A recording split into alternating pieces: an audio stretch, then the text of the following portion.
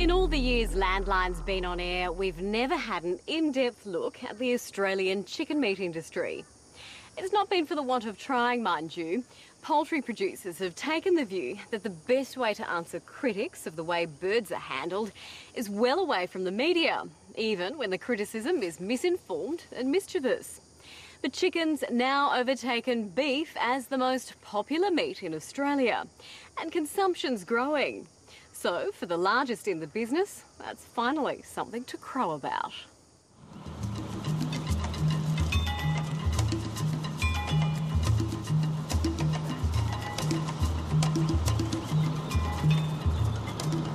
Every day in Australia, more than 1 million chicks follow the journey of this one small mass of wet feathers.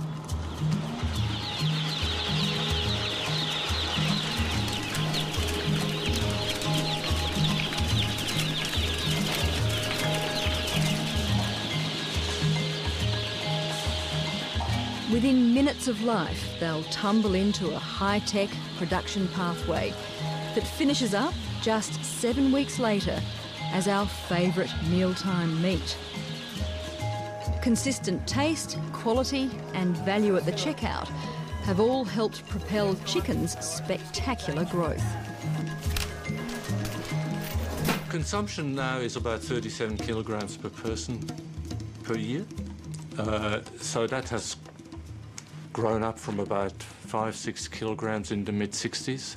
The statistics coming out from ABARE say that chicken meat consumption will go to 42 kilos, and we expect it to go beyond that. In fact, we're looking at and getting ready for a doubling of this industry within the next 10-12 years. Nestled in a shallow valley at Beaudesert, just over an hour south of Brisbane, sits an engine room for Ingham's Enterprises, arguably the biggest poultry company in Australia. This really is the start of the process. This is where the fertile eggs are produced for our Queensland operation. This is Ingham's parent breeder farm, where the buzzword is biosecurity.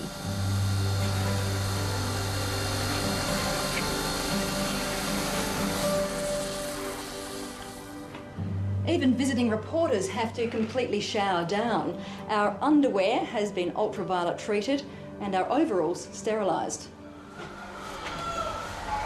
Biosecurity is essential here because these birds are in here for around 40 weeks of their life cycle, their laying life cycle. If we get a disease in here, it really could jeopardise the entire Ingham's business. So biosecurity is utmost here. These chickens will not end up on our dinner plates. Their mission is to produce the millions of offspring that will. Because there is one rooster for every 10 female chooks, the eggs have been fertilised. An astonishing 6,000 eggs are produced every day in this shed alone, and they're handled with great care. As they make their way to the next part in the chicken meat story, a hatchery 100 k's up the road. And what a hatchery it is too. We're told the biggest and the most advanced in the country.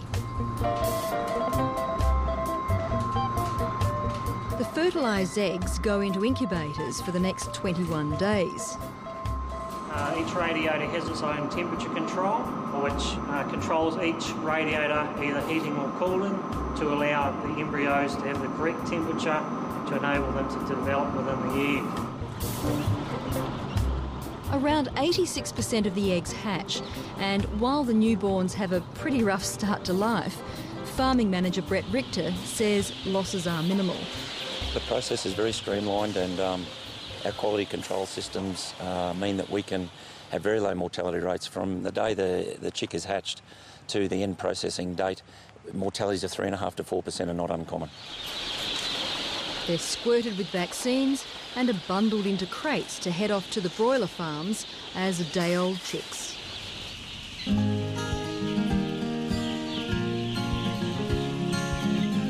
This is where they see out their days, on sawdust in temperature-controlled sheds. Selective breeding and a finely tuned feed and water regime mean the birds reach harvest size in less than 2 months. Now, there are a few myths the chicken meat industry would like busted. Firstly, as you can see, meat chickens are not kept in cages. And, most importantly, despite popular opinion, they are never fed hormones or steroids. In Australia, they've been banned for more than 40 years. Well, I guess it is frustrating because the industry we know and love and work in, the myths of hormones and steroids in chickens are just, it's commonplace, and we're constantly challenged by them. But the truth is we don't use it anymore, and there is really, in the current production system with the current breeds, there would be no benefit in using hormones. They grow fast enough as it is. As the head of the body that represents the chicken meat industry, Andreas Dubs is used to fending off accusations about the way chickens are grown. But even he was stunned by a recent survey. We discovered, to our surprise, I must say, that only 3% of all those we interviewed actually were confident and knew that we didn't use any cages. We have never used cages and will never use cages. It wouldn't make sense for chicken meat. It seems many people confuse chicken farming with egg production. But in reality, they're birds of a totally different feather. Andreas Dubs admits antibiotics are fed to chickens that are sick or might get sick, but he maintains antibiotic residue has never been found in the meat. I wouldn't want people to worry about something there's really nothing to worry about.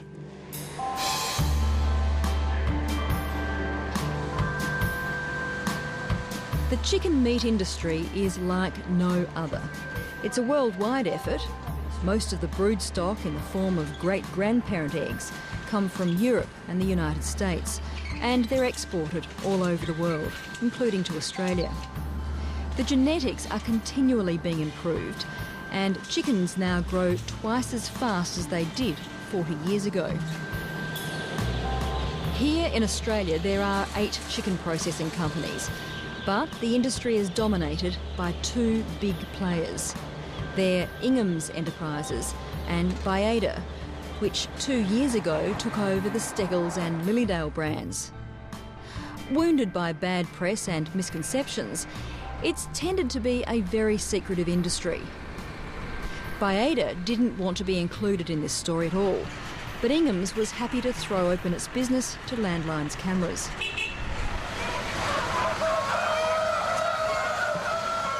Chicken meat producers are vertically integrated, doing everything from the breeding to cooking the end product.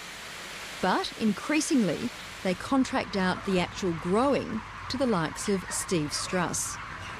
For a primary industry, it's very stable. You get your 6 checks a year, and you can sort of bank on that. He runs a turf farm in southeast Queensland and was importing tons of chicken manure as a soil fertiliser. So a few years back he decided to put up half a dozen poultry sheds. Now he not only has his own chicken litter, but a fully fledged business on the side. Worked very well. Yeah, we reckon we save up to about probably 30% of our fertiliser costs by producing our own litter on farm. And the thing about that is too, we have good control of the litter quality. We can make sure it comes off clean floors where there's no stones and debris in the litter, where when you buy it in, you get all sorts of debris in your litter. To farm poultry, you don't need fertile land, just the funds to build the sheds and employ the labour, as well as a good water and power supply. The big companies provide the day-old chicks, the feed, even veterinary care. Ingham's pays Steve Struss 67 cents for each bird he grows out to harvest size. With 30,000 plus chooks per shed, it's not a bad little earner. What's the level of risk for the farmer? There is effectively zero risk. I mean, Ingham's will enter into a contractual arrangement and will give growers 10 to 15 years as initial tenure. Looking for longer than that, of course, but that's an initial tenure. We harvest chickens every 7 weeks. The grower gets a cheque every 7 weeks. The risk to the grower is effectively nil. George Slatich was once involved in the prawn business. As boss of the New South Wales and Queensland division of Ingham's, he's not too concerned about the chicken industry's negative image. It really is a bit like a pimple on your nose. It's not that frustrating. I mean, the consumer's voting with its pocket and is voting with the food it wants to consume, and that is chicken meat. And if there was any backlash from the consumer, we'd certainly notice that. We wouldn't have the growth that we've enjoyed. John Cochrane has been producing chicken meat for Ingham's for 30 years. It's a wonderful thing as far as budgeting is concerned. It's a tremendous cash flow. We know exactly within 2 or 3 days we can project for the whole 12 months when we'd be getting a cheque. So if you like, I mean, we get 6.5 batches a year. So it's like having a bull sale 6.5 times a year.